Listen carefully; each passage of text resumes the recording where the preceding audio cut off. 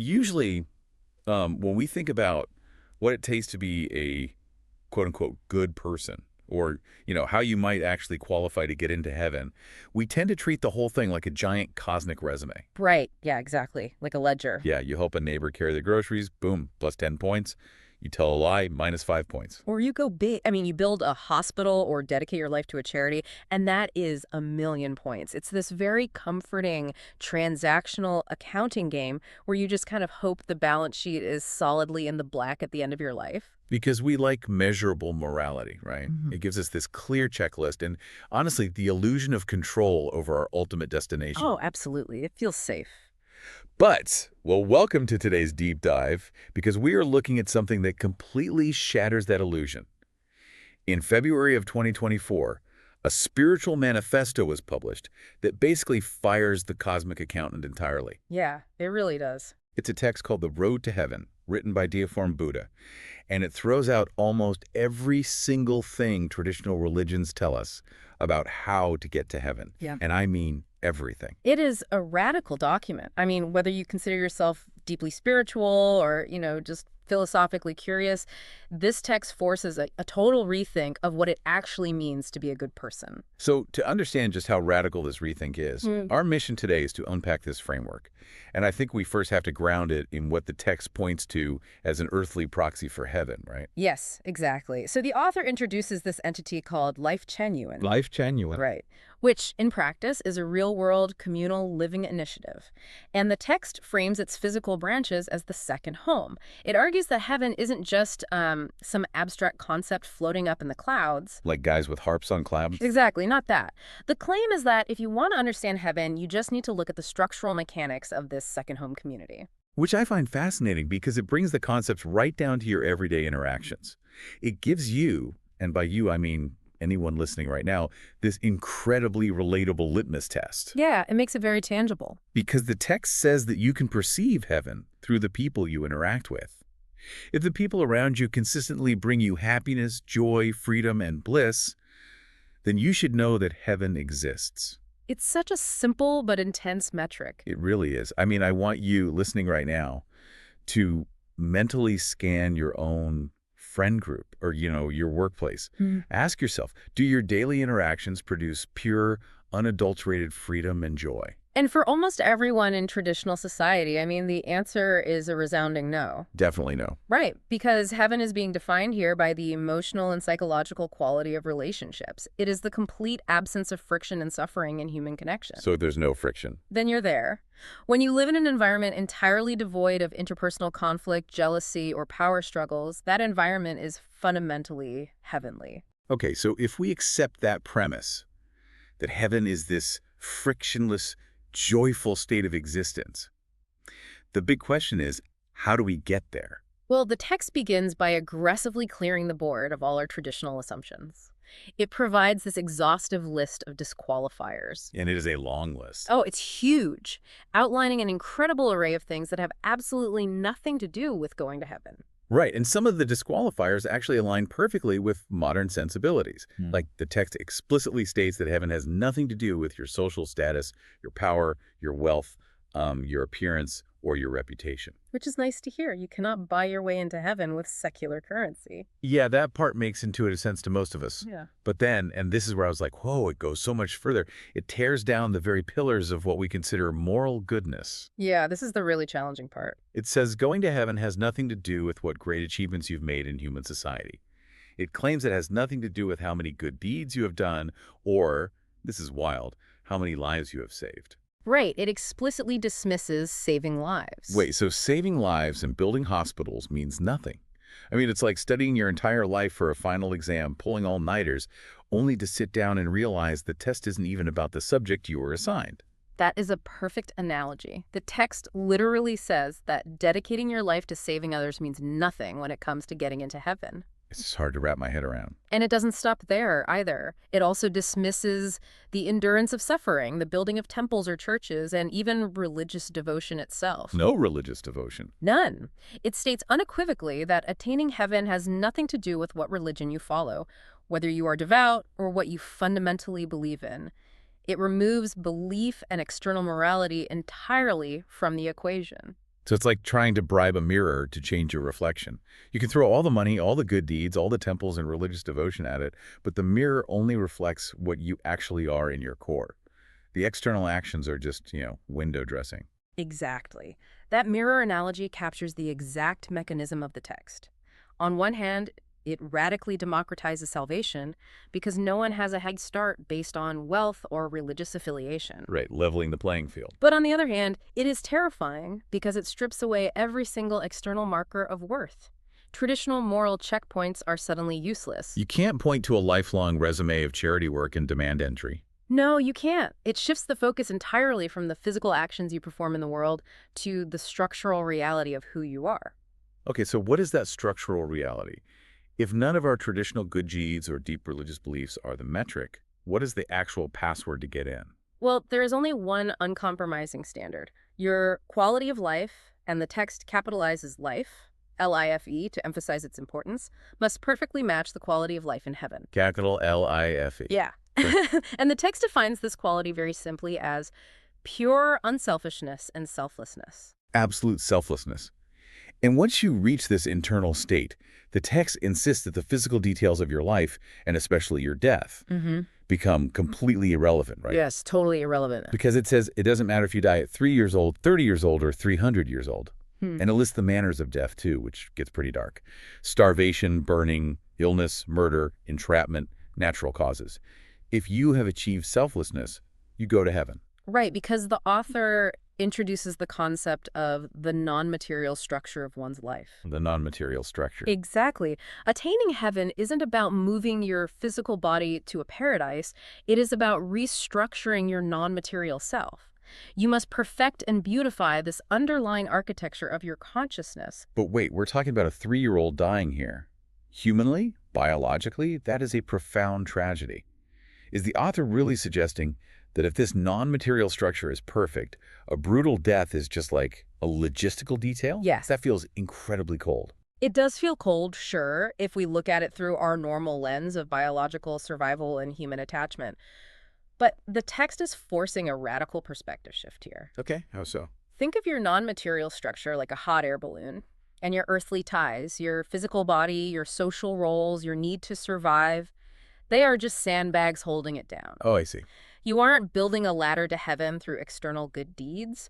You are systematically cutting the tethers of human entanglement so your consciousness naturally rises to its corresponding level. That actually makes a lot of sense. In that framework, the specific physical event that severs the final tether, whether it's a peaceful passing at 90 or a sudden tragedy, is secondary to the fact that the balloon was already structurally prepared to rise. Precisely. The structural readiness is all that matters. Which brings us to what I think is the hardest part of this entire manifesto. Yeah. How do we actually cut those tethers? Because our instinct, when we want to be quote-unquote selfless, is to go out and help people, to be charitable. Right, of course. But the text's instructions completely flip the script on what it means to be altruistic. They really do. The text argues that thinking, I want to liberate all beings or I want to save all beings, is actually a deeply flawed thought. Wait, wanting to save people is flawed. According to this text, yes, it states explicitly, and I'm paraphrasing here, but it basically says, no beings need your saving, you are only saving yourself. Saving oneself is saving all beings. Wow.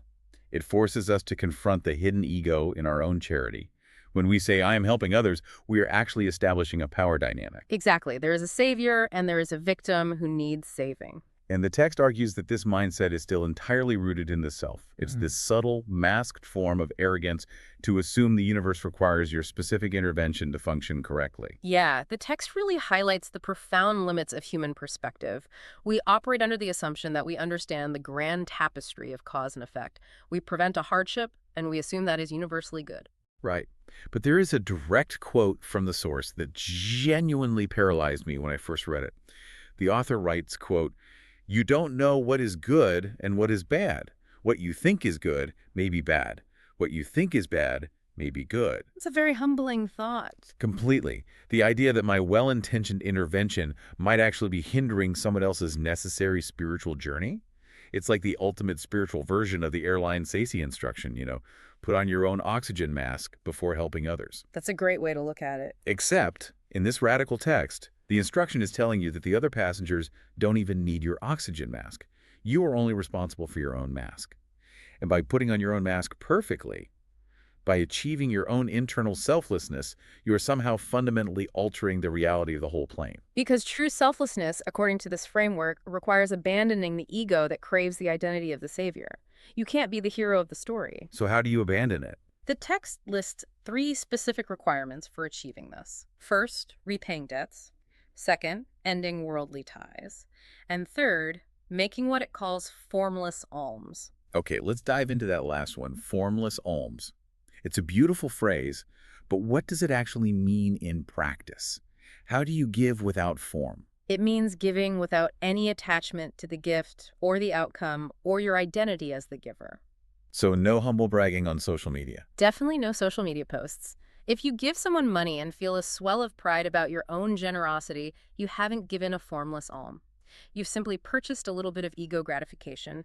You are still entangled in a transaction. Oh, wow. So a true formless alm leaves no psychological residue. Exactly. No residue at all. You provide what is needed in the moment, and then you completely detach from the act, claiming no moral credit for it. But here is the massive contradiction at the heart of all this, right? Yeah. If true selflessness means giving up the ego of being a savior, ending worldly ties, and repaying all debts, how can you possibly practice that in a modern secular society? You really can't. Right.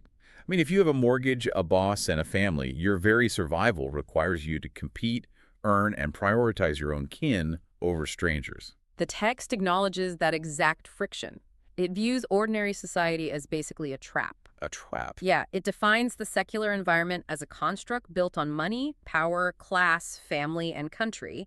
And it states unequivocally that within such an environment, achieving true unselfishness is, quote-unquote, almost impossible. Because the system itself is designed to manufacture and reinforce worldly attachments. Yes. Think about it. If you have a child, biological imperative demands you prioritize them over a stranger's child. But that necessary bias is a worldly tie. Which is why the text circles back to the second home created by Lifechanyuan.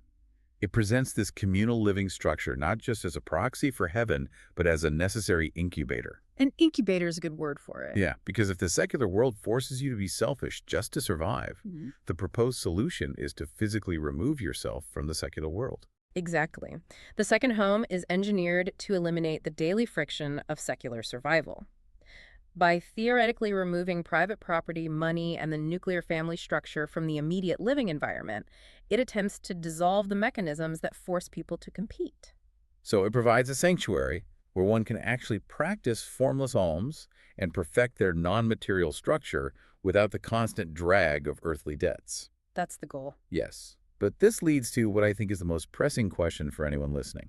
What if you read this text, you grasp the mechanics of the non-material structure, but you look at your life and think, I actually love my family.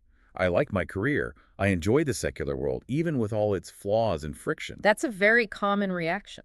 Right. What happens when you inevitably fail to reach absolute selflessness because you refuse to cut those tethers? What if you just can't do it? Well, in many traditional doctrines, the failure to achieve spiritual perfection or adhere to the rules results in eternal damnation, right? Hellfire and punishment. Yeah, the stick instead of the carrot. But this text takes a completely different path. It offers the alternative of reincarnation in the middle and lower realms of life. Oh, and it gets intensely visceral about what this cycle entails.